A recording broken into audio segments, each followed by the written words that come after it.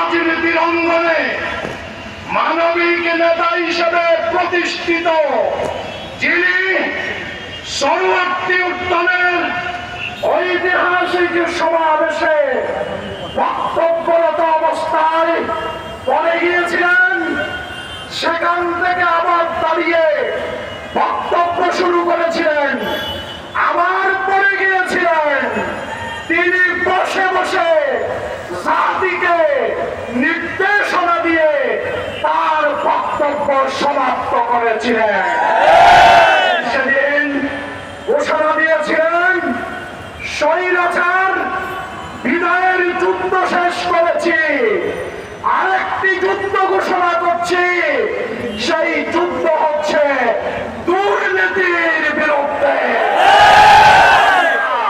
বাংলাদেশকে দুর্নীতি মুক্ত করে গণমানুষের আকাঙ্ক্ষার আলোকে জাতিকে সাথে নিয়ে আমরা সেই বাংলাদেশ, নতুন বাংলাদেশ, ইনসাফের বাংলাদেশ, গণতন্ত্রের বাংলাদেশ, ইসলামী মূল্যবোধের বাংলাদেশ আমরা গর্ব গর্ব গর্ব ইনশাআল্লাহ।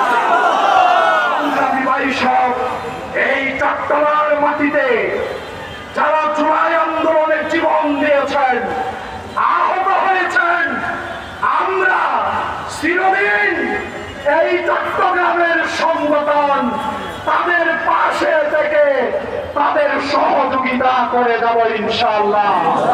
আসুন আগামীর বাংলাদেশ পেরের মানে যে কোনো ষড়যন্ত্র মোকাবেলা করে আপনারা কি সামনের দিকে জীবন দিয়ে এগিয়ে যাওয়ার জন্য প্রস্তুত?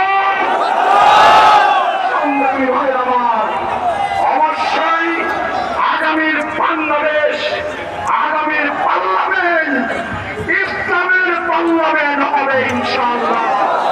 আমরা মহান রবের কাছে সেই দোয়া করে সংগ্রামী চট্টগ্রামবাসীকে শুভেচ্ছা জানিয়ে বক্তব্য শেষ করছি। আল্লাহ হাফেজ। বাংলাদেশ জিন্দাবাদ, জামাত ইসলামী জিন্দাবাদ।